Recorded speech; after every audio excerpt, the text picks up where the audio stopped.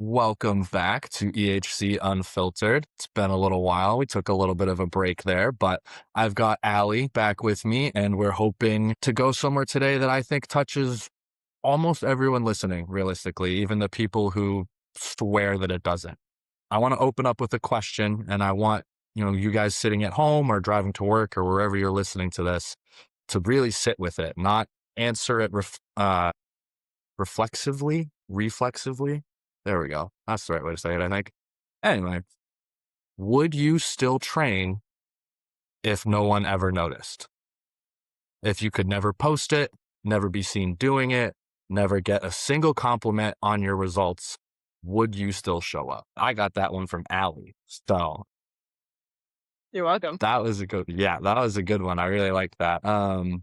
But it's a heavier question than it sounds like on the surface. And hold on to your honest answers because by the end of this episode, you are hopefully going to understand why that one question matters so much and why it matters more than almost any goal that you could set, really. Mhm.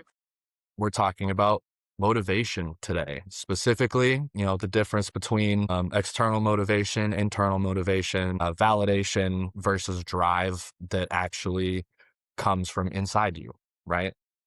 And we're going to get into the actual psychology and brain science behind it a little bit, but in a way that makes sense, whether or not you've ever cracked open a textbook about it. Because this isn't meant to be academic, right? This is running your life right now, whether you're aware of it or not. So let's just get right into it, shall we? Let's dive in. Let's define some terms real quick, just because people throw these words around without ever really understanding them, I think. Yeah. External motivation or extrinsic motivation, Mhm. if we're being technical, is when the driver of your behavior lives outside of you. So you are doing the thing to get something or to avoid something. The reward is not the activity itself. The reward is what the activity gets you from the outside world. Right. So So, I where think sorry, go ahead. I was just going to say, where do you see that the most? Oh, great question. Glad you brought that up. So, I think a lot of people and I think it's well known that a lot of people start their fitness journey because of an outside source, typically. And I see it happen all the time with people coming in, for their, like, first time consultation, where the motivation is coming from an outside source, meaning, they're wanting to look good in photos, they're wanting to get attention from a romantic partner, a lot of times social media plays a factor in this. So I do see a lot of external motivation when people first come in, if they're just coming in for weight loss, and let's face it, we all can be a little vain, and there's nothing wrong with that. But wanting to look better, and I think we're seeing a lot of that. I'm gonna take the car and we're gonna just take a little right-hand turn here. I see a lot of it more and more with all the GLPs that are now coming into play. All Hmm. the what are they calling it now? The Ozempidemics. I love that word. Yep. Yep. I'm starting to see more and more of it now that we're kind of falling back into that, like, skinny culture, and people are wanting just to look a certain way to look a certain way because that's the trend right now. Hmm. Which is There's my funny because, people come to us to look a certain way, right? And then we are there to make them healthy because the healthier you are and the better in shape you are, the better you're going to look. That's just your body is the receipt yes. for everything else that you've done. So, you're not going, I can't say that necessarily. I hate blanket statements, but you're not going to get that look that you're looking for without being healthy as well. Yes. And I want to put a little asterisk there because we're talking about, like, in general, for most people, obviously, yes, some of the most jacked, quote unquote, in shape people in the world are not healthy. Yep. we see it time and time again. And I think that's something that gets confused as well, is that like bodybuilding in general is not healthy. Like No, and I think the there was a strongman competitor that I feel like said it best, where he said, "Having visible abs is just proof that you don't eat enough." And I'm yeah, and I like, "You mean know what? realistically, especially for women. Yeah." Um, but again, I think we kind of fall we all fall into that trap every once in a while where you have the motivation because you wanna lose weight, you have the motivation because you wanna fit into, like, an old pair of jeans, you have the motivation because you want abs, you want to look that way, and it's not coming from a healthy place and a healthy mindset. Mhm. So, external or extrinsic motivation is something that you can use to get started, but it can be a very dangerous road to go down. Yeah, absolutely. And I mean, even for myself, like I started lifting weights and going to the gym because my friends that I was hanging out with at the time did it. And they only sort of did, but it became my thing. But they were the ones that got me in there because they were like gymnasts and cheerleaders. And so every time we hung out, even if we were like smoking weed, these kids were doing backflips and shit for fun. And Love that, I that's was so like, cool. yeah, I was like, I feel inadequate. Yeah, oh, for sure, I yeah, was like, why can't I want to bust out a backflip?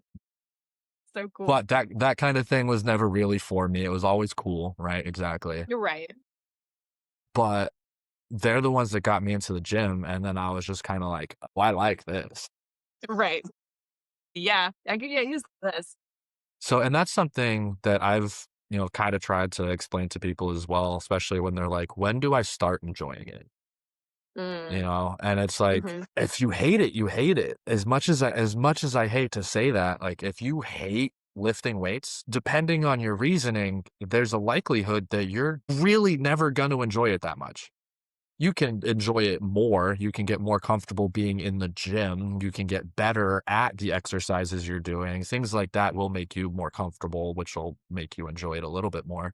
But if you don't get pleasure from it, you're probably not going to realistically find a different way to exercise.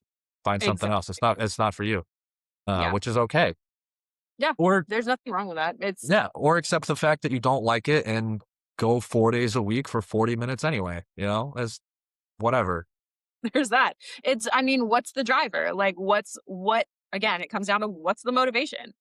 So, Exactly. like, inherently, it's not a bad thing to have that external motivation. Like, the amount of times where I got really comfortable in the gym and was like, "You know what? I'm okay with where I'm at." And then I went through a really crummy breakup and I was like, "Now it's about getting a revenge body." Now we're gonna Is get it hot. right?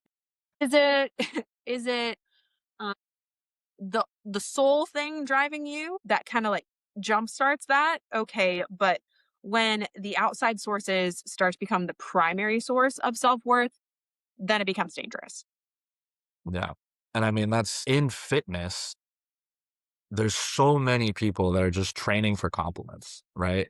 They're training just so people see them train or that they see them in a certain light, right? So Mhm. hitting a number on the scale that, you think will finally make you look enough, I guess, is a good It'll way make to you put it. Or worthy. yeah, Yeah. exactly. Posting the progress pictures and waiting for likes to roll in, we all kind of do that, right? We all Right. want a little bit of that validation. I think we're all Yeah. guilty there. Yes. Yep. But, the behavior, like we were saying, is pointed at an external scoreboard. So I want to be clear, sort of right out of the gate here, is that external motivation isn't evil. We don't want to say it's all bad or anything. It's not a weakness. It is completely normal. It is, And and in the it's what gets most people started regardless. exactly. In the short term, it works. It does. And there's no way around it. It's one of the most powerful behavior drivers we have, period, just as a species. Right. And I think it's important to say because people hear a conversation like this and immediately feel judged for caring what they look like Mhm. or wanting to be seen in a different light. But That's human. That's just part of the human experience. And the problem isn't that it exists. The problem is that when it becomes the only thing driving you, like you were saying, and when you don't realize that that's happening, It's a because then you vicious can. cycle to fall into. Mhm. And I've been there where, like, all of a sudden I'm not getting pleasure from going to the gym. I'm not looking forward to my workouts. I'm all these things, and then I'm realizing, like, why am I not enjoying it? Well, it's Mhm. because I don't think my pumps look good enough. I don't think the, like, pictures look good enough. I don't think, this or that is worth posting or whatever, and so I'm putting myself under a much different light. Right. And And then so that's where that, social media stress comes into play. You're like, "Oh, well, this reel of me benching only got, what, 100 likes, but this one of me squatting got, like, 500 likes." And it's the dumbest. if I had a squat video that was 5 times what my benching videos were, I would just never post a benching video again. Yeah. It would just be squat videos all the time, but that's for algorithm purposes, not for anything else. Right. But, what nobody really tells you is that the external motive has a shelf life. It's a fantastic igniter, right? It gets us going. It's almost like an explosion. It's hot, it's fast.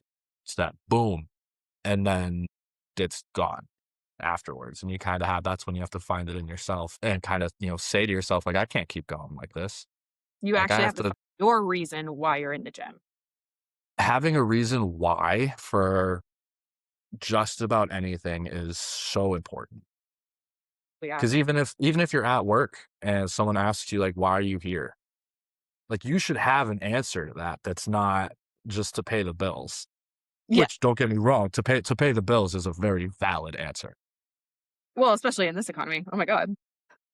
You're telling me. Yeah, I just agreed to pay somebody monthly more than I pay in my mortgage or my rent, excuse me. That's a whole other conversation about business though. It's a But different but it is funny because I will say with my clients, most of them, while it is still external motivators, it's not necessarily the physique side of things. Yes. Because I have tons of lifestyle clients and they all come from like one of two directions, if not both at the same time. They either just had a kid or are having one or have a young child, something like that, and they're Mhm. kind of realizing like they want to set the example or that they're not living as healthy as they should and they want to, be there in the future for their kids. And the other side is they see their parents. And especially, as you start aging, when you start getting into your 30s and things like that, those of us that are still lucky enough to have our parents, Yeah. watch them age. Yes. And it happens quick, Y'all, it's especially if you're not scary. yeah, especially if you're not around all the time. I'll never Mhm. forget the first time I went home to visit, like, my mom after being in the Marine Corps for a little bit, and it was a combination of things. It was the winter, and she hadn't gotten her hair dyed and things, but I was like, "When did you get old, mom?" I'm like, "What? When did that happen?" Yeah. I was like, No, but "That's." it's a thing. It's so this is a great I'm glad you kind of brought this up. This is a great example. So I live halfway across the country away from my whole family. So you Mhm, actually live closer to my family than I do. But that's funny. I don't get to see them all the time. I think the last time I saw them was about 4 years ago. And when I went up for that trip about 4 years ago, before that, it had been like probably 5 years since I had seen them. And my parents, the 5 years before, nothing had really changed that much. And then when I went up those 4 years later, I'm like, "Why are y'all shuffling when you walk? What It's exponential. why can't you pick your feet up? What's going on here?" Yeah, It's and that's scary, what and happens. it's an eye-opening experience, especially if you do have your parents or even, like, if some of us are still lucky to have grandparents around. I'm not, but Yeah. some people are. Watching your parents age is a very eye-opening and kind of scary experience, and you're kinda seeing it's not like you're doomed for that, do you know what I mean? But it is a very real insight as to this is what can happen if you're not taking care of yourself. Well, And I think that is a big motivation. It's a big driver for people. It's an eye-opening experience to kind of look at yourself and like, how are you training? And that brings a whole other aspect in of like, what's your lifestyle actually looking like right now?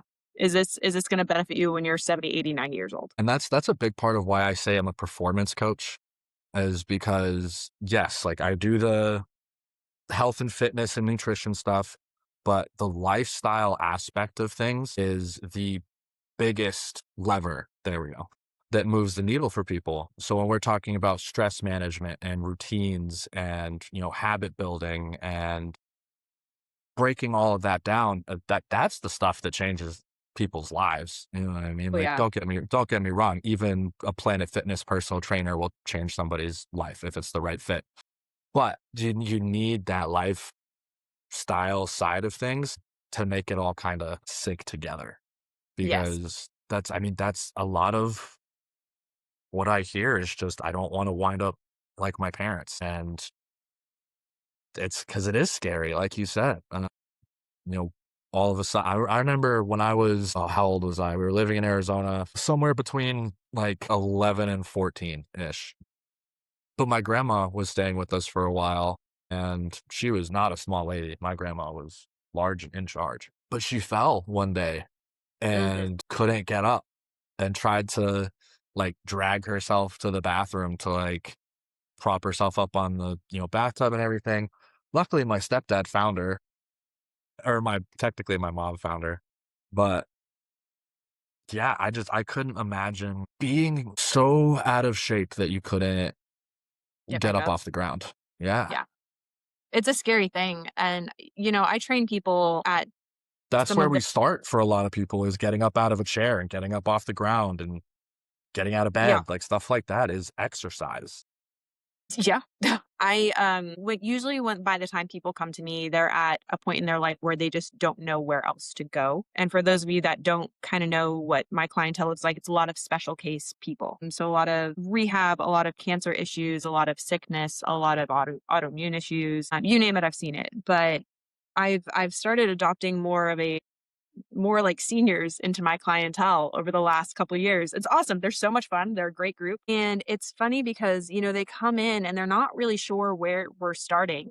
And when I tell them we're going to learn how to get up and get off the floor and we're going to do Yeah. fall training, and the amount of benefit that I've seen from just something like that is it's so cool. And I have a guy I started training when he was 76, started training at 76. And one of the things he told me when he first started, he was like, I'm afraid of falling and I'm afraid of like my wife falling and me not being able to help. And because his wife is older than he is. He's now 83 and still trains with me, and still he hits the gym every week. He's always here.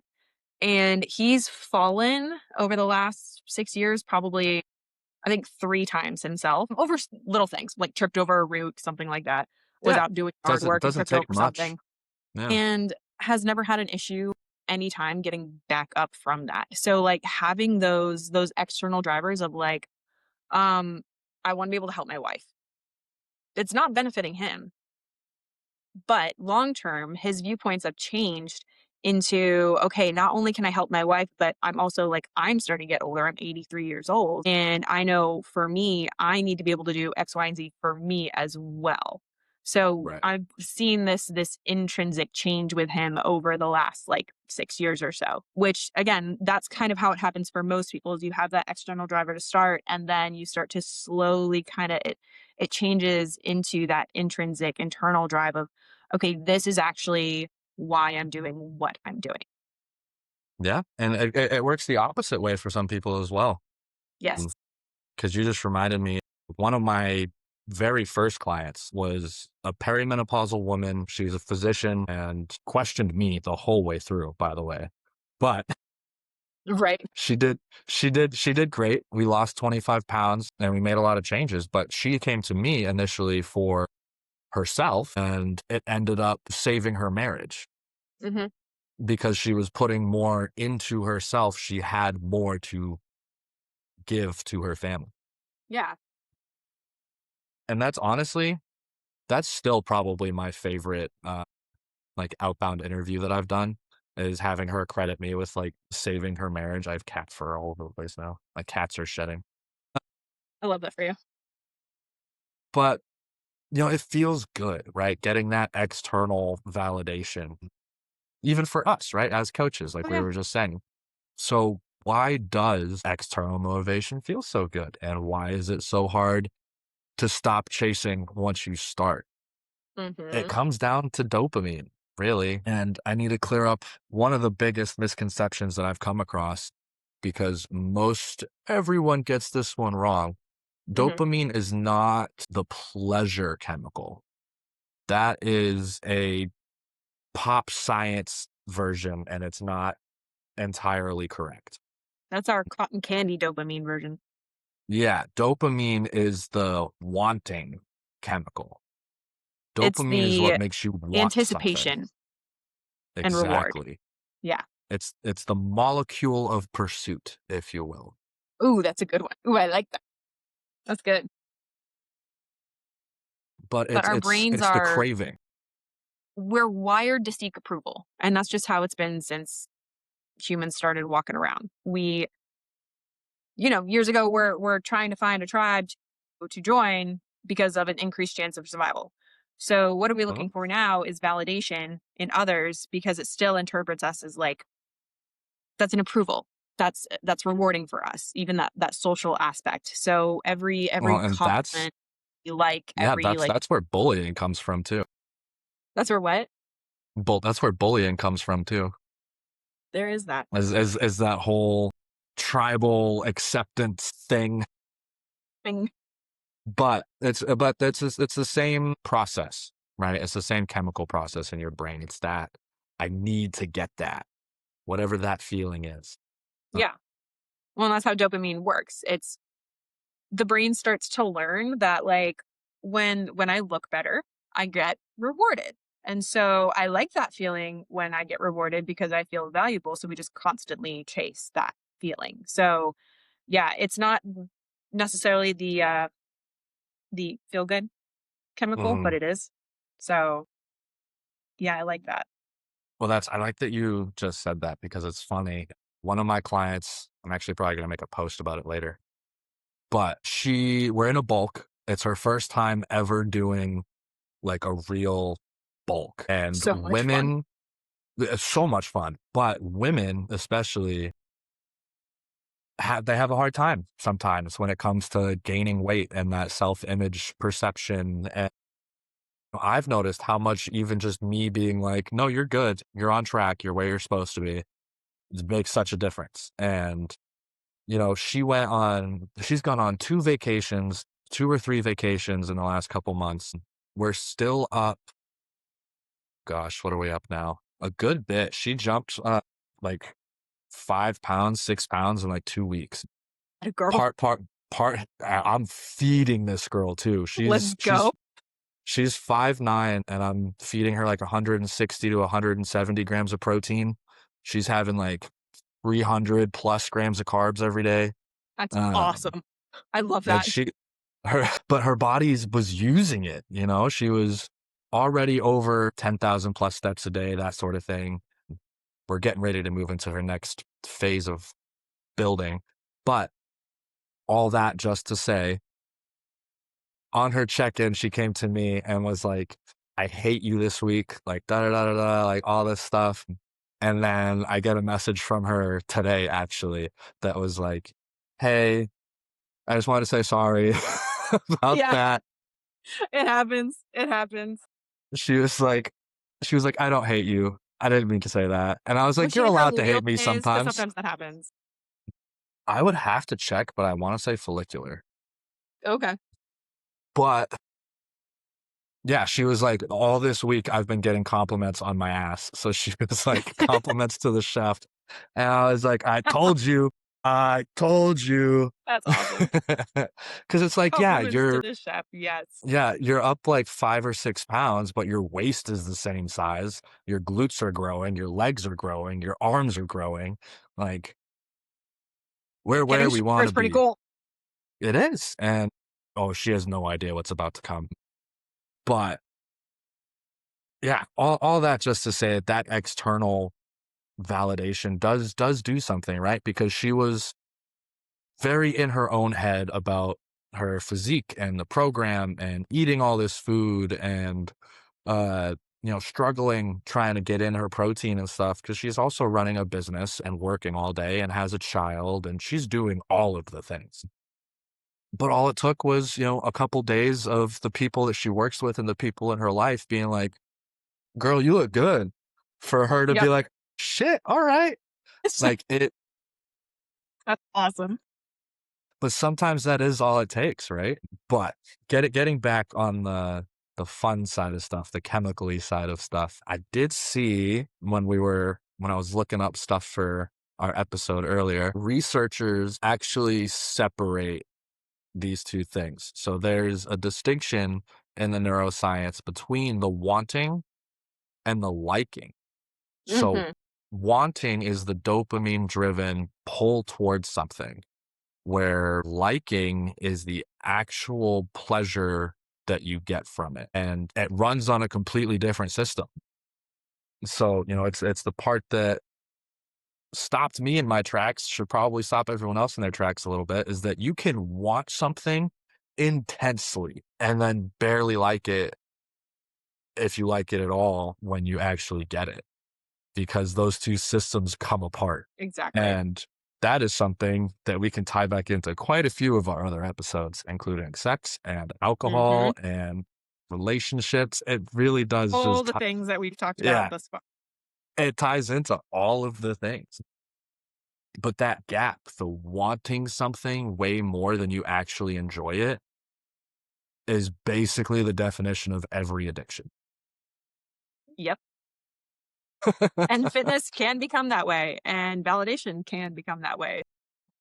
And I think the two of those are the three of those, all of those things Yeah. are all intertwined, right? Oh, yeah.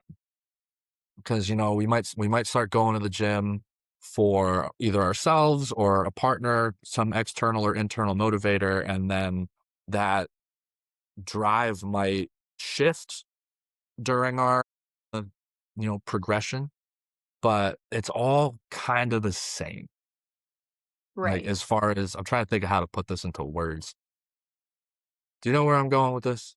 A little It's bit? like what felt rewarding before becomes your new normal. Yes, that is a very good way of putting it. Thank you. Thank you.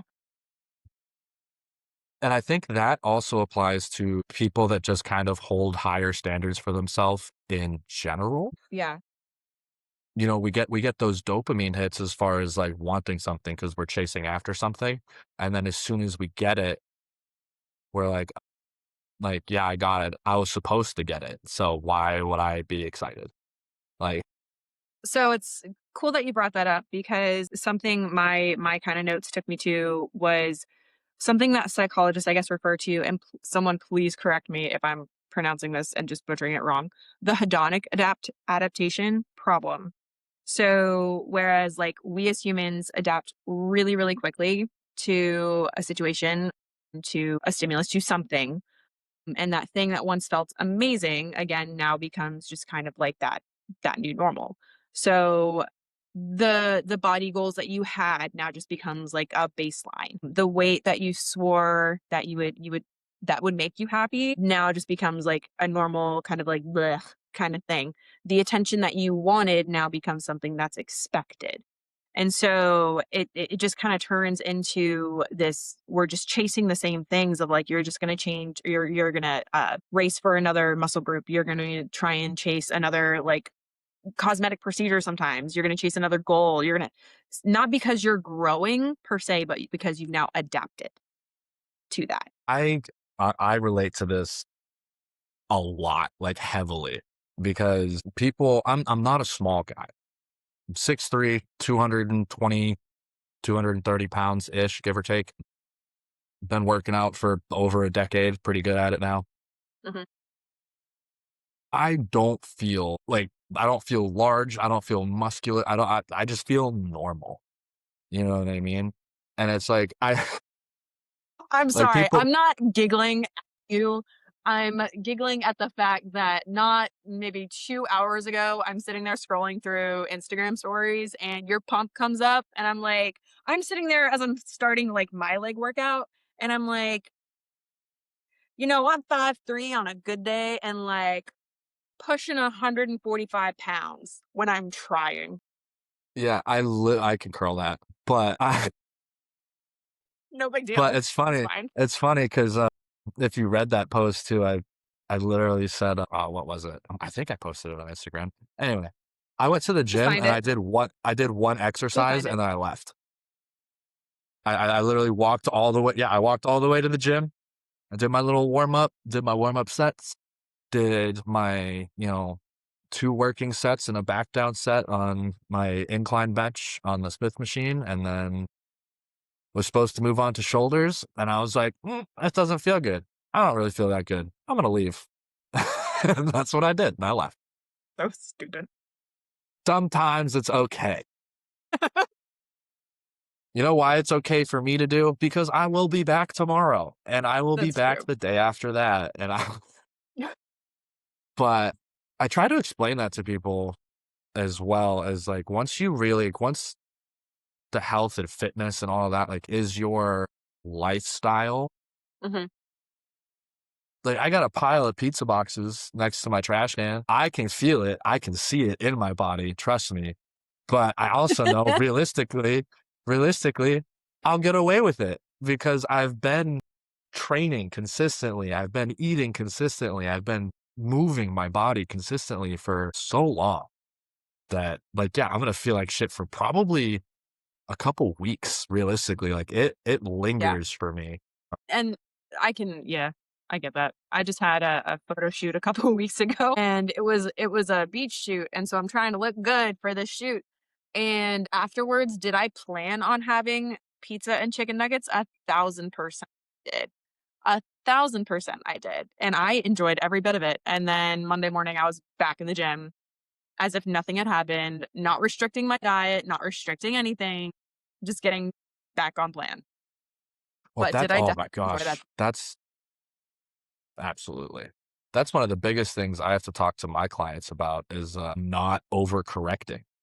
So, like, yeah, you had a crunch wrap from Taco Bell or you went to Well, Five Guys one time or whatever it is, like, don't skip 3 meals tomorrow because you did that. Like, that's no, don't do that.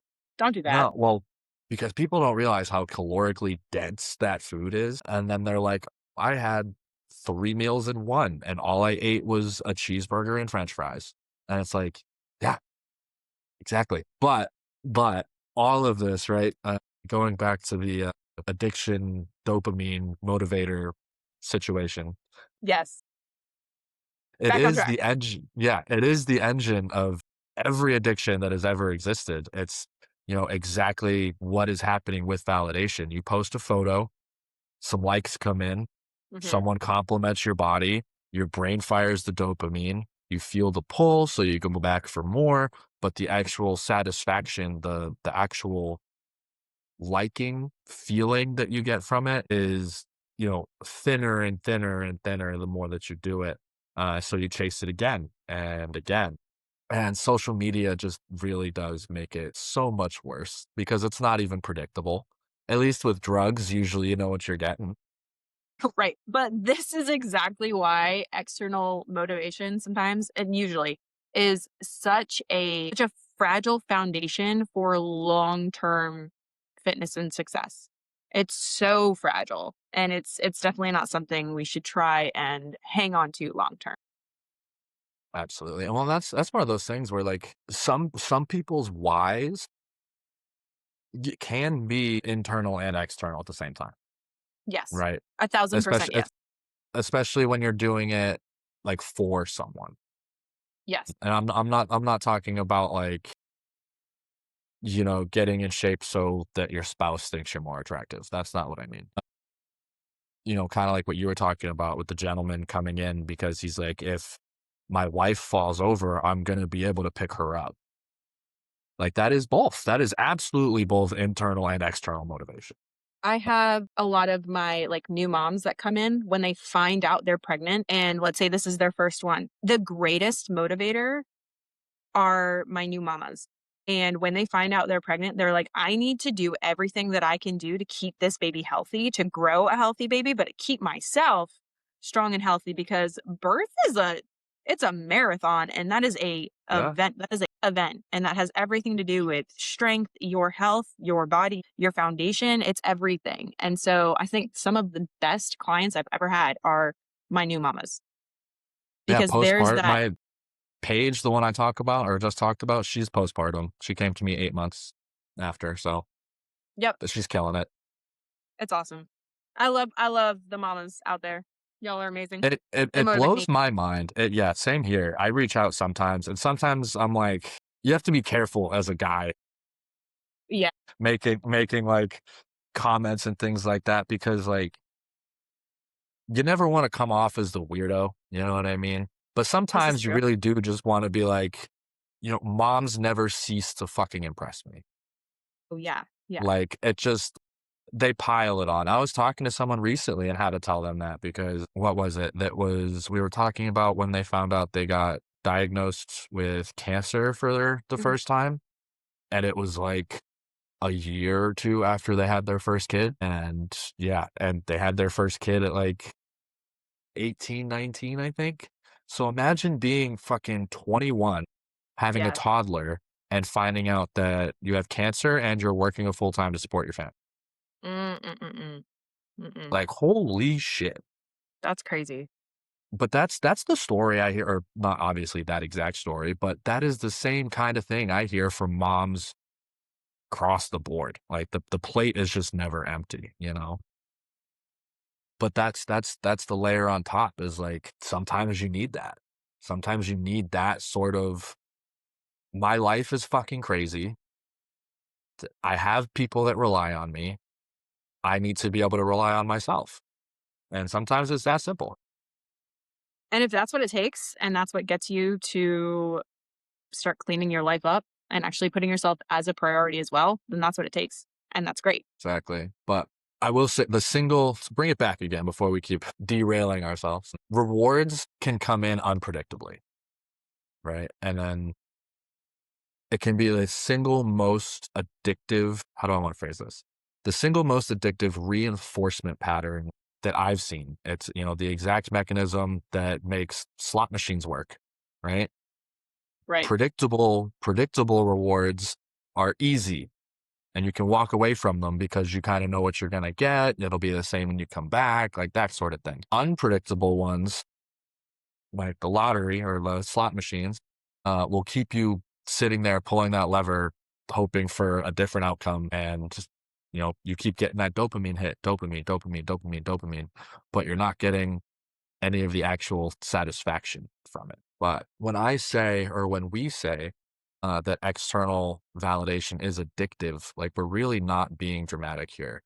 Like you're running the same wiring as gambling, or drugs or anything else, and it's not a character flaw by anybody. It's biology. It's It's we're how the brain humans. is That's wired. exactly. But you can't manage what you don't understand. And most people have no idea that this is happening to them. Most people Mhm. don't understand why they wanted something so bad. And then once they had it, they didn't want it anymore. And we see that a lot in relationships too, just to tie that back to, We do. We do. but, here's where it gets a little worse. And this part I really want people to understand because it explains why chasing validation is a game that you will never win. Your brain adapts Mhm. to everything. There's a concept in neuroscience called reward prediction error. In plain terms, your dopamine system doesn't fire for rewards that it already expects. It fires for surprises. The first time you get a big response on a post, it'll light up, right? But your brain quickly recalibrates to that and that becomes your new normal, just like we were talking about before. So once it's expected, your dopamine hit gets smaller. The same validation that thrilled you 6 months ago, or even 6 weeks or 6 days ago, does nothing for you today. So the first compliment on your physique feels incredible. And Mhm. then by the hundredth time, it barely registers. Right. And kind of like I was talking about for me, part of that is that I see myself as average, and not in the sense of like I am the average person in America. Mhm. Obviously not. The average person in America is morbidly obese, This is very true. but that's not like just because something is average doesn't make it normal. Does that make Right. sense? It does. Because I fully believe that my physique, my health, my however you want to put it, is kind of like a baseline. Yeah. Like this is where we should start. Like why what do you mean men aren't like in shape and can lift stuff and like whatever. I'm not Mhm. talking about being ripped out of your mind. I'm not. I don't have my abs right now or nothing crazy. But it all connects. It all really makes sense for me. And I think people see that especially in business and Mhm. things like that. Like you work hard. Anyone who's ever tried to start their own business knows they work really, really hard, and there's this really good feeling of like the way things are going to turn out. And then even if it turns out exactly the way you want, like it feels good. Right. And then you're like on to the next because it's just checking a box and that's it. And that's what it turns into. Exactly. But it's not that because your brain almost starts registering it as like, at least when it comes to compliments, almost registers it as like people don't mean it. You know what I mean? Like it, I do. like I get it. your brain, We're kinda tiptoeing into I feel like the next kinda segment here. Uh, uh, I yeah, yeah, where yes, we are. yes, we are. Had to pull up my notes there, but yes, So we I are. was That's like, "You're exactly where we're there. going. Let's just take one more step." It's this is, it's not it's how you experience something mentally here. Mhm. So you have now that external validation. You're hearing what people are saying to you, but how are you actually perceiving that? As in, you know what you look like, you see it in the mirror. But now, because of all of this external validation that you got, and maybe some of it start to kind of like drift off a little bit, or you're not getting as many likes, or you're not getting as much engagement on your posts or whatever you're making. It's not like looking at yourself in a mirror anymore. It's almost like looking at yourself through like a microscope because now you're trying Mm, to dissect, well, what am I doing? How do I look? What's happening that I'm not getting as much attention as I previously was? you And lose that's sight where of we the kind big of picture. fall into the trap of body image and body dysmorphia. Dun, dun, dun. Absolutely. Yeah. Yep. That's the next one. Yeah, it brings us right into body image because this is where the whole thing turns on you in It does. the most painful way. You know, when your relationships with your body is built on external validation alone, you're handing the keys to other people for your own happiness and satisfaction. You know, your sense of how you look becomes entirely dependent on feedback, on, comparison on a scoreboard. And that's a very, very fragile place to be. It is. And you can be I can see somebody like you when you make your posts on Instagram. And I see someone who's healthy, someone who's in shape, someone who is taking care of themselves. And I'm like, "Damn, that's impressive." And then hearing how you speak about it, I'm like, do you see the same thing that we're seeing out here?" But I and feel like that's the conversation I have quite a bit. Even when yes. I got signed as a model and was still like, what do you mean? You're like, "I don't know, I think For they made a mistake." yeah, for what? Like why? Yeah, What are you talking about? yeah. It's I do it's a think it's very hilarious real that problem, and anyone that's been in fitness, I feel like as long as like I've been doing this for 13 years, I've been lifting for probably close to 18. Like I fall into that trap and I go through waves of it. So I'll have these like phases where I'm like, I know I look good. I feel good. I'm strong. Like I know I look great. I'm posting everything. I'm doing all the things. I'm doing not thirst traps, but I'm posting my gym selfies. I'm doing all the things. And then I'll go through these phases where I'm like, I'm a potato. I'm a potato. In the bag And still. what's that? I said in the bag still. Potato Yes, in the yes, bag. still in the back. And it's funny because being a female in this industry, you're you're looked at in so many different ways that your body, and I've said this a million times, like your body's your business card. And if you're going through a phase of life where like the struggle is real, I just made an Instagram story on this over the weekend where I talked about me at this point last year Mhm. where I was really struggling to keep muscle on. I was going through a very stressful point in my life. I was the smallest I had ever been weight wise. I was really struggling just to get into the gym and to go through a workout was stupid. I'm like, why does everything feel so heavy? I was so tired. I knew I was under eating, but I was going through a very stressful period in my life. So like the body dysmorphia was very real. Yeah. And fast forward to a whole year later where a lot of things have changed for me just in my life where I'm now the heaviest I've ever been, but I actually finally took some time to like go to an in body and I'm like, I have the most lean mass I've ever had on my body in my entire life.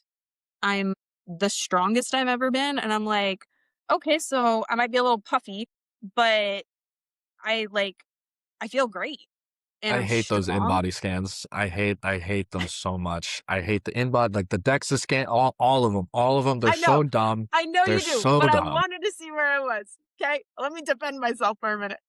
Which again, it's just another tool. As long as you It don't is like take it at and face you know what? value. But that's the Before I issue. stepped on one, I don't think I had taken an in-body in close to like 7 years, but I wanted to see where I was. But I was like, "Okay, this is actually kind of impressive." Like, I knew I was getting stronger. I knew I was putting on more mass, but I didn't know how much I had been putting on. And I was like, "Okay, so I don't have like crazy shredded abs right now, but like legs for days. Like, all right, let's go. This is awesome." And Yeah. so but it comes in waves where like I have these moments where I feel amazing and then I'm like, "Oh no, still potato." Well, that's I think, and it is funny because that's part of why I like taking progress pictures and things is also so important, Yes. and why I harp on my clients about it when it comes to check-ins Yes. is because like, yeah, you might not feel great about it right now, but you're gonna do one of 2 things. Mhm. You're gonna look back on it and go, "I should have been way happier with myself at this Right. point. I looked great."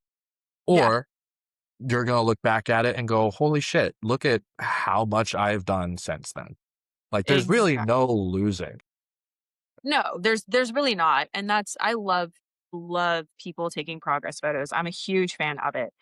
And I do think that sometimes, like when my people take progress photos, sometimes I don't let them look at it right away, especially if they're not in like a great headspace. And I'm like, I'm just gonna hang on to this. We're gonna put it over here. We're not gonna talk about it. We're not gonna look at it, and that's fine. And then in like 4 weeks, I'm like, hey, look, this is where you were. It's so funny because having body dysmorphia and as someone who's dealt with it their entire life, you become so preoccupied with every little flaw that you just miss all the cool things that you do. And those things are so minor and they're so small that like even just your regular audience, your friends, your family, they don't notice those things. You're the only one that's really looking at them. So I'll go through periods where I'm like, oh, I'm not going to post this because I had cellulite there, or that lighting made me look terrible, or like I looked a little puffy here, and then I'll show my clients that video as an example for like the movement or something like that, or send them that video, and they're like, "Oh my god, you look amazing." And I'm like, "No, it's fine. You're like, "Let's not point that out. Let's not look at it at Let's all, not, yeah, actually." no, let's actually not talk about it." But But it's funny to how the brain struggles to actually accurately process what our body looks like. mhm. And there's a little bit of a deeper layer to it, right? Because we do Right. all I think we all have body dysmorphia to an extent, especially Mhm. people who their body is their business card, like you said. So if you're in the health field or you are a model or, things like that, you probably have it a little bit worse than, someone who doesn't care so much about their image. But body dysmorphic disorder is a clinical condition. Yes. It's a preoccupation, if you will, with just a perceived flaw in your appearance that's either invisible to other people or wildly out of proportion to reality. Mhm. And it's more common in fitness culture than anywhere else, I would be very willing to say. But it's not a vanity thing. It's just that, that's the thing people misunderstand is it's not vanity, it's genuine distress. Yeah. It is. It is. Like it's tough. And there's a technical piece that explains a lot of it, right? Research actually suggests that people with body dysmorphia, like genuine body dysmorphia, they actually process visual information differently. So, instead of seeing themselves holistically, like we were talking about, the whole picture, the way others see you, the brain locks into details. Like you said, puts it under a microscope. You zoom in. You're fixated on this one thing, so you can be objectively transformed or whatever in the best shape of your life. Whatever it is, your brain is still magnifying a flaw that nobody else can see. And that's like And even me. I still don't like taking my shirt off. I still to this day do not like taking my shirt off. And I have been on a runway in Men's Fashion Week in Miami in my underwear, in less than my underwear.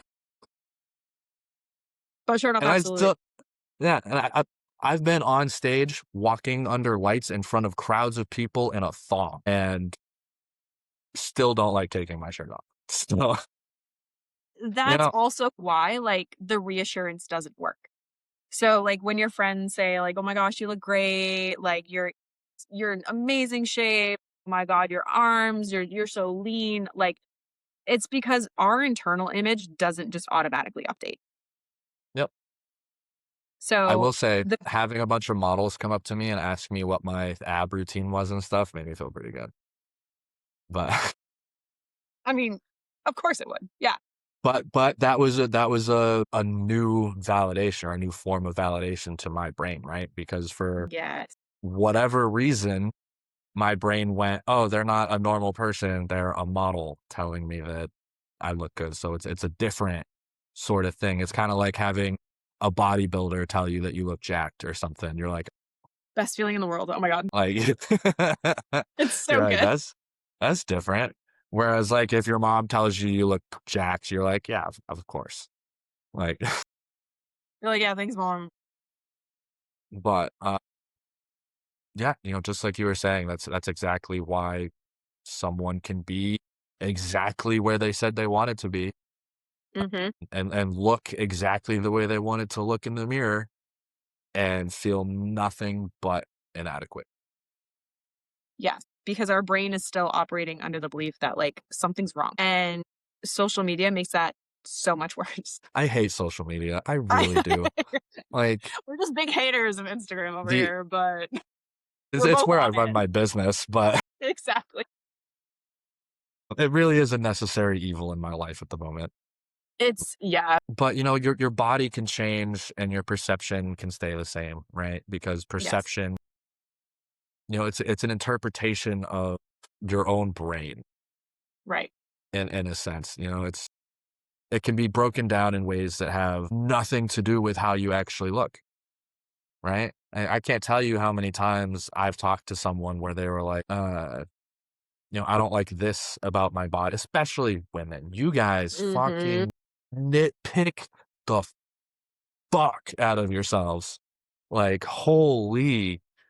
Guilty. 1000%. Yeah, We've well, all I done it. mean, We've all done it. eh, the funny thing is that half the time it is things that are generally seen as attractive or like not even noticeable to other people. Mhm. And it's usually not like something where people will be like, "Yeah, I agree." Yeah, so awful. Can you imagine if, like, you're sitting there with a client and she's like, "I just don't like the way my shoulders look. I have man shoulders, they're too big," or like, "My But tricep jiggles," and you're like, "Yeah, it is pretty terrible." it depends on the client. It depends on the client, and it depends on what we're doing, right? If it's Oh my god. a fat loss lifestyle client, then obviously we're not going to be shitting on them. That's not the Right. idea. But, No, if you have more hardcore bodybuilding clients and someone's prepping for a show it's and different. them being like, hey, I'm carrying some water here, or, I feel like I'm holding on to a little bit of fat in this spot. It's very reasonable to be like, Well, and you're one, right, you're you being are. judged on your body, right? Like, that is the whole point of Exactly. it. And the other one is Exactly. you're just trying to get through Tuesday, you know? Like, Yeah. That's where that's where most of us are, I think. But there's a real disconnect between like what's real and what you perceive. And yes. it can be very humbling. Yeah. And it definitely taught me quite a bit. And you cannot out train a broken relationship with your own reflection, right?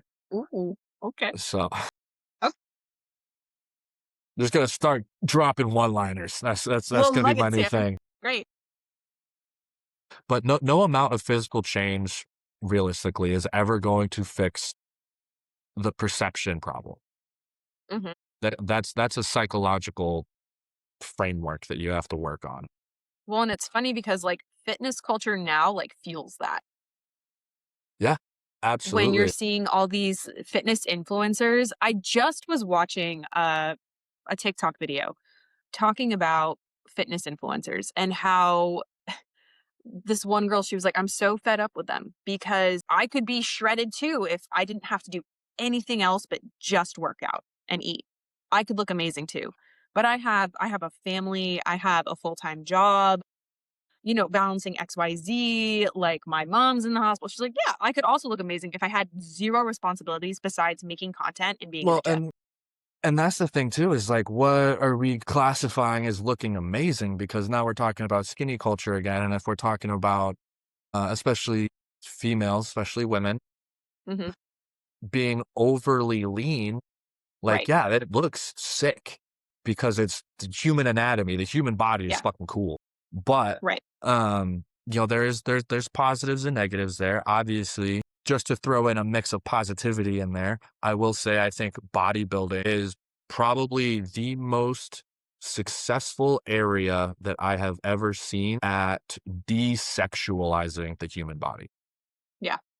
Oh, for sure. Which is funny because we're all up there in our underwear, spray tanned, naked backstage, that sort of thing. Really no sexuality behind it. Yeah.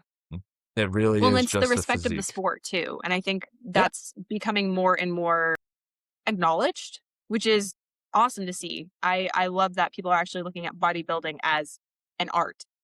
That's yeah. really cool because the human I think body, it's wild. It's so cool what people are able to achieve, but just like in the everyday gym for people that aren't training that way, we're constantly being exposed and comparing all the time. and that's what I was gonna say about it is like there's a lot behind there that you don't see, Yeah. right? You don't see the fact that that girl who's 0% body fat is on, Anavar and other anabolics, or, she hasn't had a period in 3 fucking years or something like that, or, there's a whole bunch happening behind the scenes that, like, you have no idea about. And then Right. especially if you follow what's his name? Oh, Goob, I think is his, Instagram Mhm. thing. He's the one that calls out all the people for photoshopping their pictures and shit. Yeah. And he's called out, like, a few, like, very well-known, like, fitness influencers and bloggers and, Yes, he like, has. people selling a product. Yeah. People Yeah, yeah. selling a product or a service saying, "You will go from here to here with this," and it's just Photoshop. Yep. Like, go fuck yourself, first of all. Do you do you know how hard you people are making my job? Seriously though. Seriously. But then you're fighting that comparison of like edited images, of filters, of just before and after photos, of good lighting, of highlight reels. You're 10, 15 years ago, before all of this came to surface with TikTok, with Instagram, with all that kind of stuff, people were just comparing themselves to like other people in their gym. And Yeah, I so wish, dude. Now you're comparing yourself to, like, the top, like, 0.01% of people that are genetically gifted, that have filters on, that are professionally photographed, that are just highlighting their best moments online. And Yeah. that's what people are bringing into, "Well, I wanna look like that." I'm like, "Well, if you wanna look like that, we have to do contest prep. You wanna do that? Or do you Yeah. You like want to do a cars contest a prep? lot?" I like Right. red. Because there's no reason to get that lean, No, especially women. And I'm gonna keep hammering you guys because you guys get screwed. Sorry. it's true. You're not allowed to get that lean without lasting repercussions. As a woman, I can fully agree with that. I support But it everything you're saying. and that's the bodybuilding world, and especially when it comes to women, and especially women competing enhanced, that you might only have a certain amount of shows in you before there's no going back. Well, and Like, that's, you get to a point where you're actually harming yourself and harming your body. You're doing more damage than you are success. yeah, And that's when people come to see me because 'cause they've broken. almost nobody is super healthy in a peak week. So, but if you're really deep in that sort of mindset, if the gap between reality and what you see is that severe, that's, worth talking to somebody about, especially if it's impacting your life at all. In general, that sort of thing is not a supplement fix or a training fix. That's up to You your know, point. yeah, like I said, I'm fucking 6'3", 230 pounds. I'm a Marine. I was a model and I'm chilling. And guess what? Still don't like taking my shirt off. So sometimes you got other stuff you got to work on. This is true. We all do. We've all got And, it. Okay, we've all got and a little bit of it, a little sprinkle of it, some more than others. Okay, but but we've been hammering on the fitness industry a little bit, and I do want to talk a little bit about the environment of the fitness culture because like you said, it's a validation trap by design. yep. Like, think about what the whole ecosystem rewards, though. The most extreme physique, like we were saying, gets the most attention because they're freaks of nature Right. and science. But What's it like God's the you know favorite, you know? yeah, the most dramatic transformations get the most engagement. Like the most provocative messaging gets the most engagement and gets the most reach. Mhm. A lot of these people don't even believe in the stuff that they're saying. They just have to say something jarring in order to get people to listen or get people to hear it in the first place. The algorithm does not reward health. No, it rewards extremes, and we've talked about that. Absolutely. And it's, again, relentless if you are a woman in this space. It is.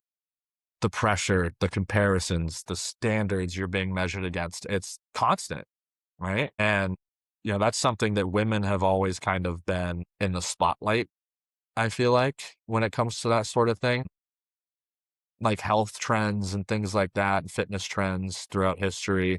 When you look at them, a lot of them are focused on women, Yeah, funny enough. for Like when sure. it comes to like the fat loss programs and like the Atkins diet and Slim Mm, Fast and yep. The the, South all Beach, all these yeah, all these different things, they're all focused around women.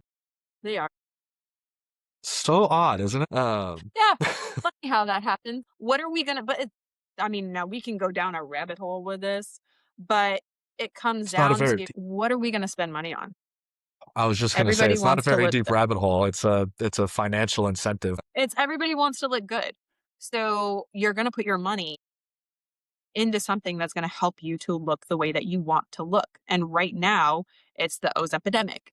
I Everybody put a lot wants, of not money into it, everybody, I am not part of this, I don't wanna be any littler, I wanna get bigger, but everybody is falling into that trap of being skinny. We're back in the 90s again, where we're going heroin chic with all of our body compositions, which is and so funny because now that I'm in the modeling world, the modeling industry is doing the opposite.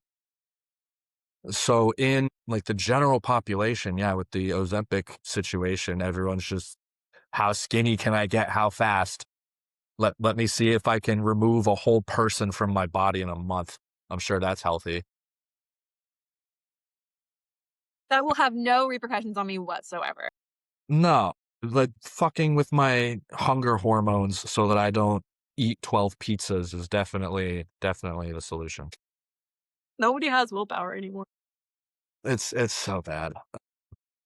But it is interesting that the fashion and modeling world is going the other direction because I'm seeing significantly more of a broad spectrum of representation for women, especially, and which as a man who lifts things, love seeing, women with a figure.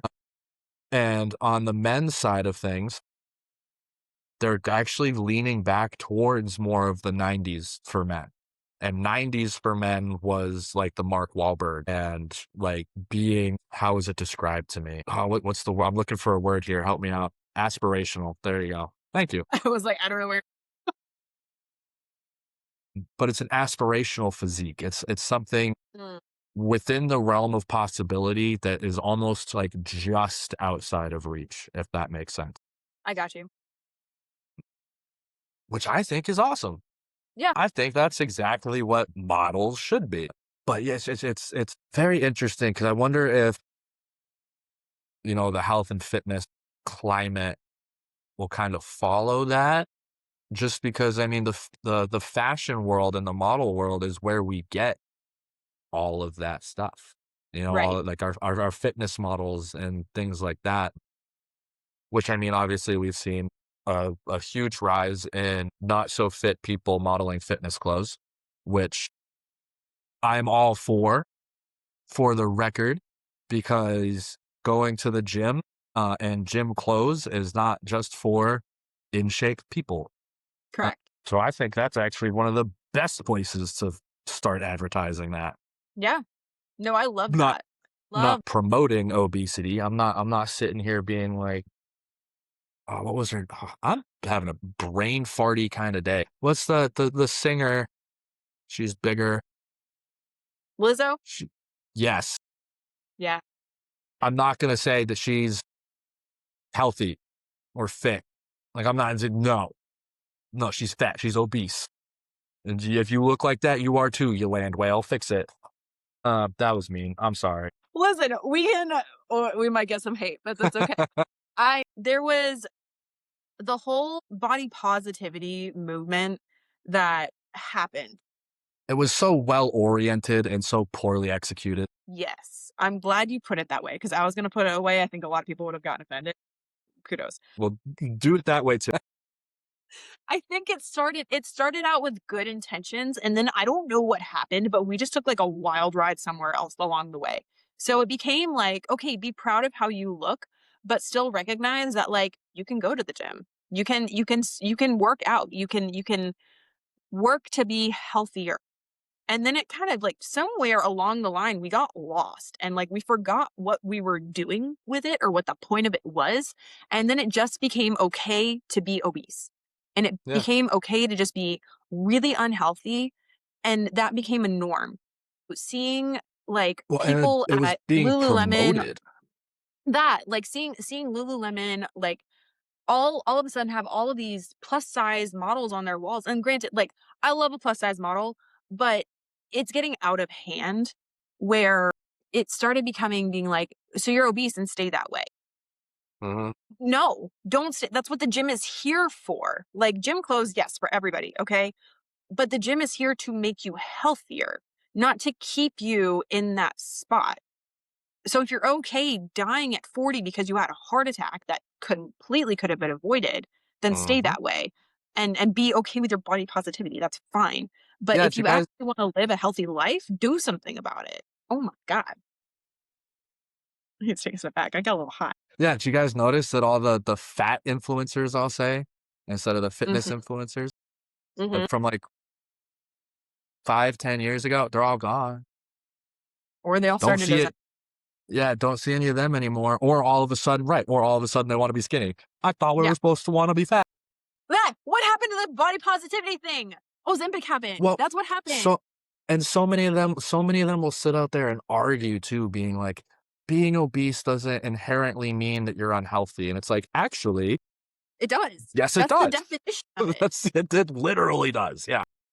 All the body positivity movements, all the people that were really, like, speaking They're out about just this, they're lying. They're flat out lying. they're all on Ozempic now. So you just didn't wanna be healthy at the time because it wasn't convenient for you. You didn't have the willpower to actually put in the work, but now that it's easy to do and all you have to do is pump a shot, by all means, go ahead and do it. And now you're Miss Skinty Fresh here. Like, get out. Get out. I hate it. I hate it so much. This took a turn, yo. Well, This whole podcast just went right out the window. that's fine. That's the way it should be. But that's the external motivation right Yeah, there. well, and again, that's the back to the industry and the financial incentive that the industry has, right? So Yes. the industry does have a financial incentive to keep you feeling inadequate. Yes, it So does.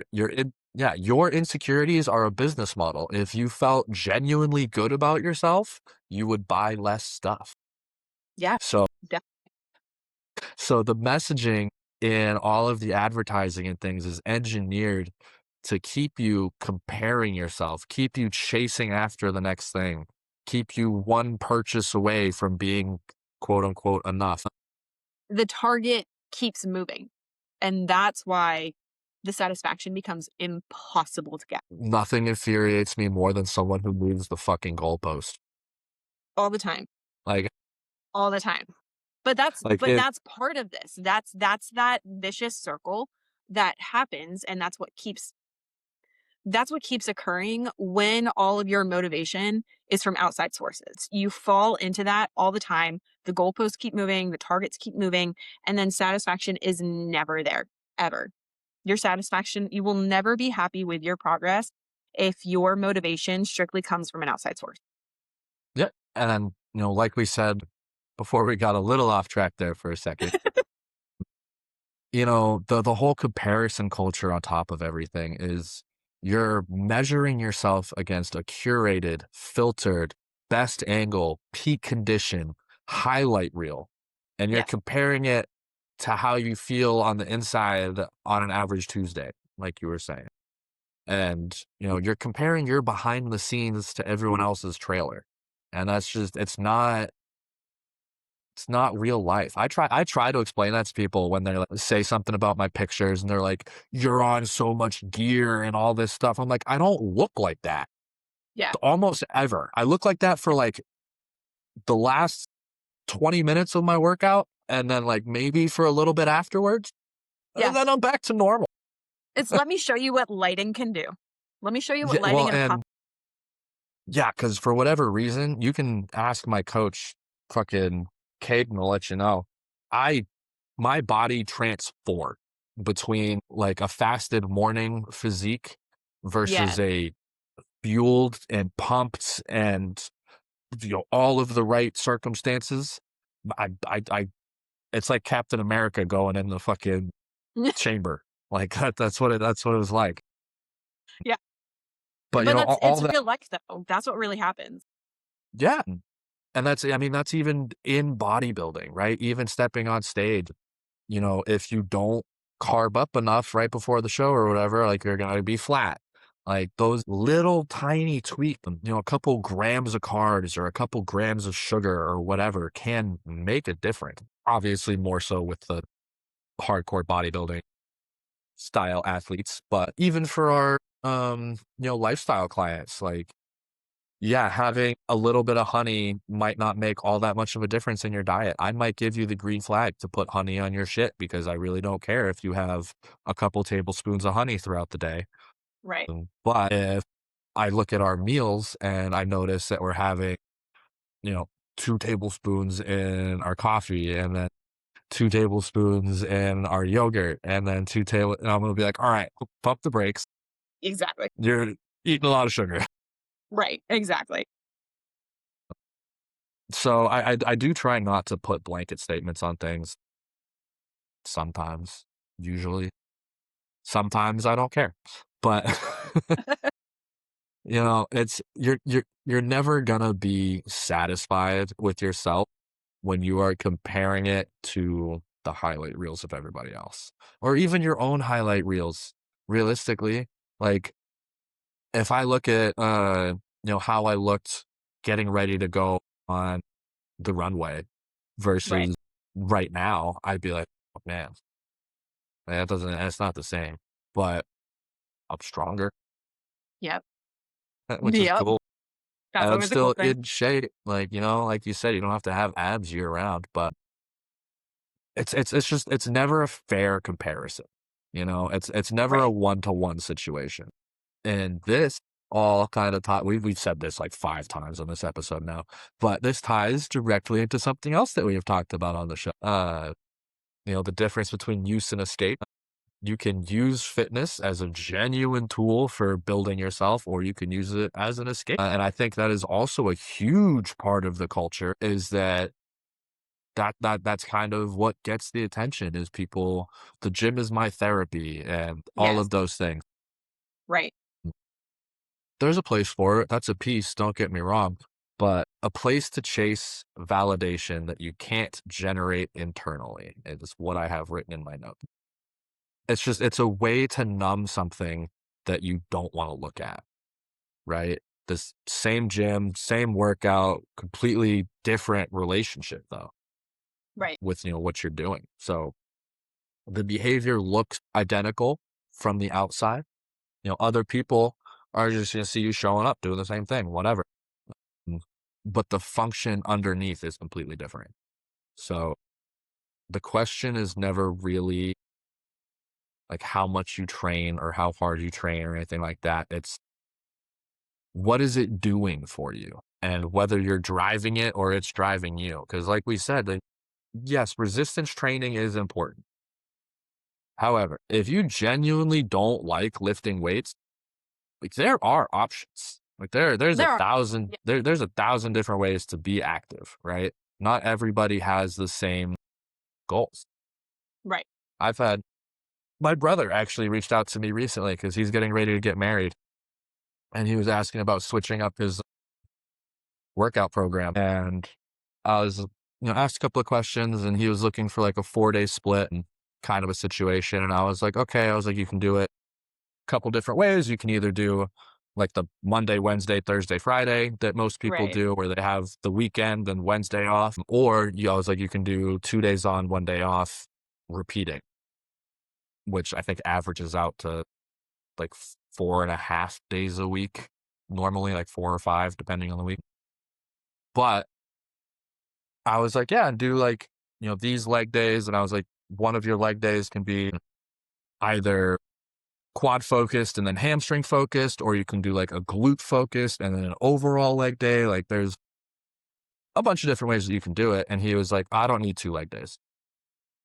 And I was like, you're only working out 4 times. It's half your body.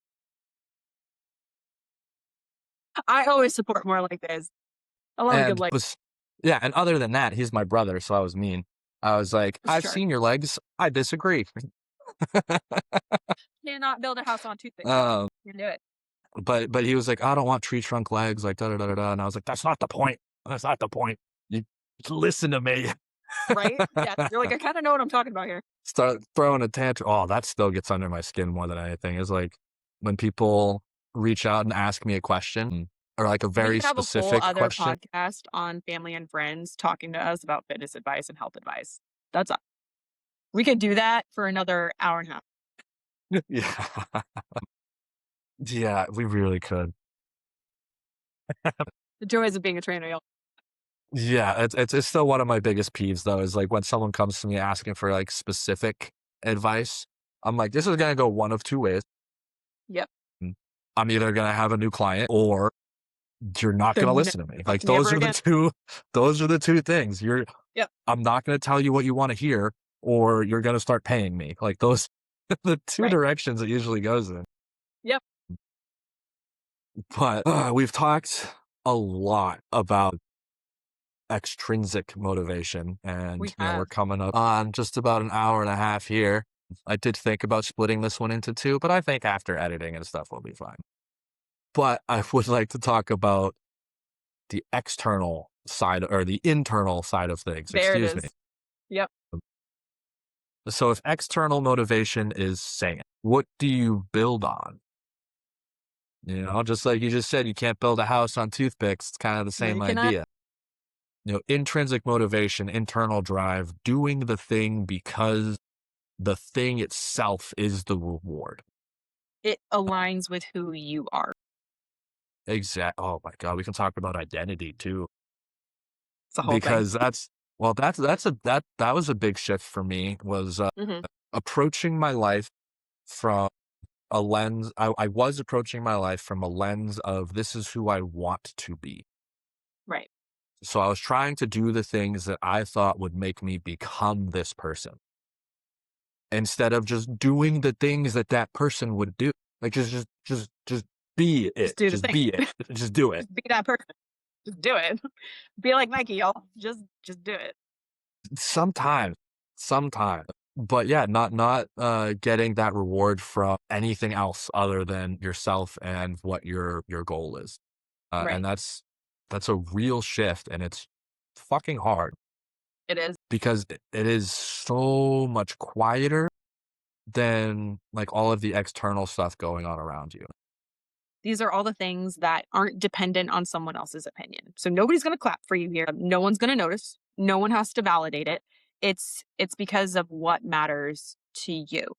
That's that internal drive, the intrinsic motivation. And there's actually a whole framework in psychology for this, and it's called self-determination theory. It was Mhm. developed by two researchers. I want to say Deci is the way that it's pronounced, DECI, and Ryan. That one's easy. But it is one of the most validated models of human motivation that we have, actually. What they found is that intrinsic motivation comes from three core needs being met. The first is autonomy, the sense that you're doing this because you chose to do it, not because you were pressured, not to please someone, not to keep up. Like it's yours. And I think that realistically, that is my goal for the majority of my clients, if not all of my clients, is to get them to a point of autonomy. Yeah. If they want to stay with me because of the programming, the check-ins, they just like me, things like that, sweet. Right. But especially when I'm getting like a client who's brand new to the gym, who's scared about going in there, lifting weights, being around all these people, like all of these things.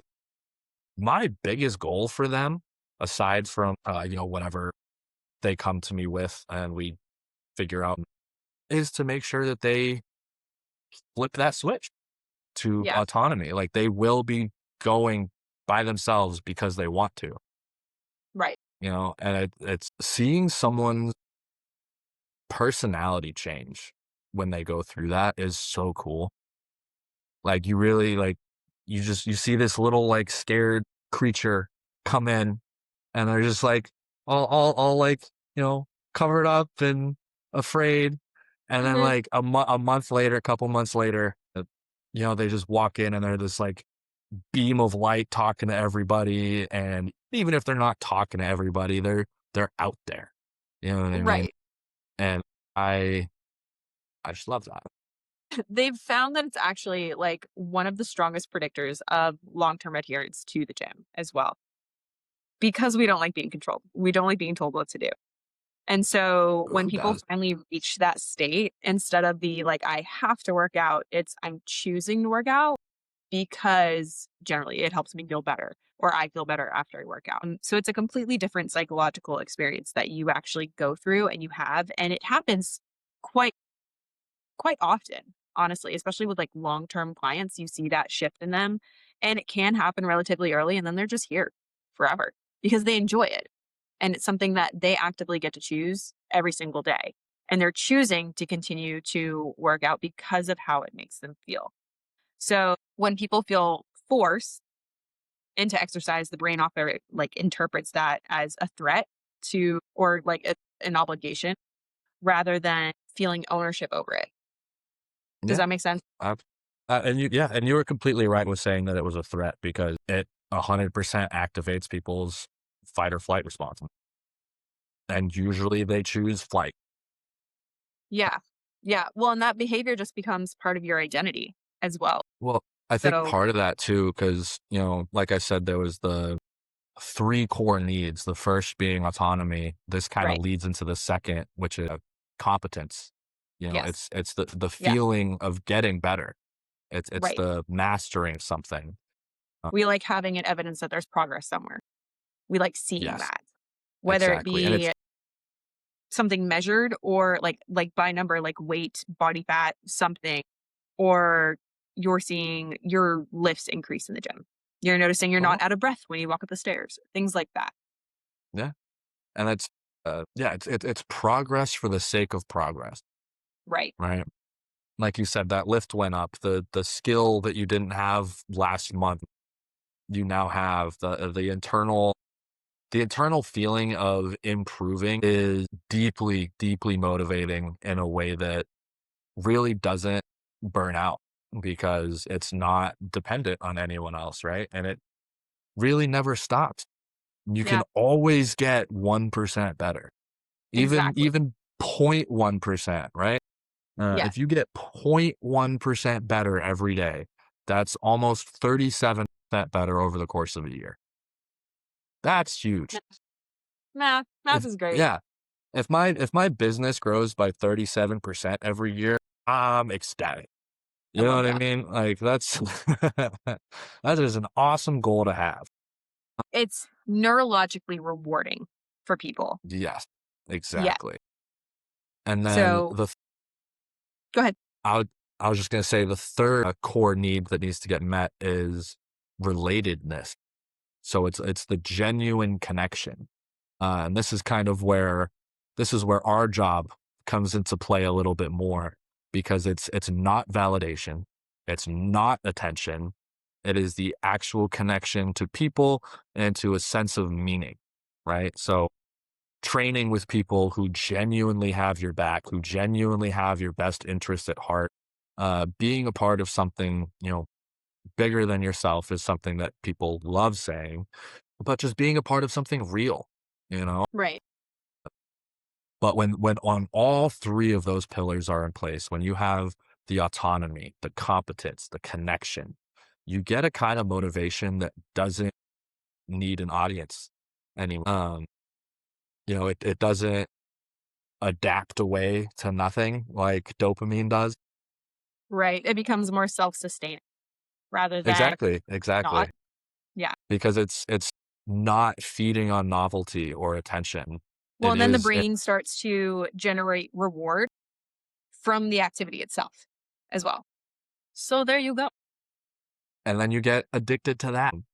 And sometimes it is as simple as cognitive reframing, right? Make a conscious decision of instead of saying, I have to go to the gym today, you say, I get to go to the gym today. You know, obviously depends on your relationship with exercise and things like that. But Right. just reframing, looking at things differently. It's not always easy. I find myself getting sucked back into negativity and things like that quite a bit. And then I'm like, Mhm. who the fuck's this guy? We don't know him. No, not anymore. We're not trying to anyway. Yeah. But, that's the thing is that intrinsic motivation is so much quieter, so much quieter than the external. It doesn't have the spike. There's no rush. There's no dopamine hit like we're talking about. It's durable though. Right. Like it's not going to go anywhere. Um, whereas if you're really seeking that external motivation, that can get ripped out from under you pretty quick. Well, I think the external motivation too is you're missing a piece of identity with that external motivation that you get with that internal motivation. So I have it written down here in my notes that identity is the missing piece. So the strongest motivation isn't like I want to lose 20 pounds. It's I'm a person, I'm somebody who wants to take care of my body because that identity will always survive setbacks. always. So if something happens and for some reason you don't lose those 20 pounds, okay, you've lost 10 though. And so you're still on that right path, but the number was never the goal. It's, are you actually taking care of yourself? So we need to kind of switch that. And but you fall into that when you have this intrinsic drive more than external, is that the identitist, you have the identity, how am I saying this? Identity focused thinking rather than the extrinsic motivation being the main drive. So I'm just noticing that we're approaching 2 hours on this bad boy now. Mm. So we did have a few other sections that I wanted to get to, but we might have to just save that for the next round. But I do want to do this one here, the questions for some self reflection before we wrap this up. Right. So let's bring this one home, make it useful, and then we will run another one. But if you're wondering where your motivation actually comes from, and most people really have never asked themselves that question, Yeah. here are some questions to sit with. Don't rush these. The reflexive answer and the honest answer are usually different. Yes. And the honest one is the one that matters. So the first one I opened with was, would you still train if no one ever noticed? If the answer is no, that's okay. That's not a failure, but it Yeah. is it's information that you should look at. It tells you where your fuel is coming from. Hmm. Another one that I would add is, if you hit your goal physique tomorrow and no one noticed or said anything, would you feel satisfied? Or would something still feel like it was missing? Because Hmm. the answer tells you whether the goal is the actual goal or if the goal was just the validation that you thought you would be bringing it. Right. Do you have any to add? I have a few. One I would definitely ask is, would I still train if I couldn't post it online? Or now this one kind of caught me off guard, but I was thinking about it. Would I still train if my body never changed aesthetically? Mm, Hmm. So we're talking like you still get stronger, you can still do Yeah. those sort of things, but it doesn't change. Right. Doesn't look worse, but it doesn't look better. Right. Ooh, that's tough. I don't Mm. even know what I would do because that's like 70% of the point for me. Yeah. Yeah. Maybe you I, need to ask yourself these questions. all right. So, are you moving? This is a pretty good one. I like this one. Are you moving towards something that you want or away from something that you can't stand? Mm. Usually about yourself. Hmm. It's the whole approach or avoidance kind of conversation. Just be honest about which direction you're actually facing. A lot of us, when we're going into the gym, are not running towards the gym. We're running away from, whatever it is, whether it's just how we feel about ourselves or a breakup or, anything, anything really is usually that's the way it goes. But I'm gonna go off of yours, I think, for a Hmm. second. When you imagine reaching the goal, what do you picture? Do you picture how you'll feel or do you Mm. picture how other people will see you? Right. That's a good one. Because where your mind goes is really going to tell you what's actually driving it. Yeah. And then I've got two more here. This Go one for it. might get a little uncomfortable, but That's what we're whose here voice, for. right? Whose voice is in your head when you criticize yourself, whether it's your body or your effort or anything? Is it Mm. actually yours? Because a lot of that internal criticism is installed by someone else. It's usually not a reflection that you actually have of yourself. It's usually from a parent or a moment that you've had in your life or the culture that you've grown up in. And you've been carrying that as if it's the truth. So I want people to think on that one as well. Is who do they, or Whose voice is in your head when you criticize your body or your effort? And then the last one, I think this one, yeah, this one's right along with what yours was. But if you stripped away every external metric, every like, every comment, every comparison, every compliment, what would you still genuinely care about doing? Because Mm, whatever's left when you remove the audience, that is your intrinsic motivation. That's the real thing. But you don't have to have clean answers today. You don't have to have clean answers tomorrow. Honestly, half the time when we run these podcasts, I leave afterwards with a whole new set of thoughts. So the point isn't to judge yourself for, where your motivation comes from right now.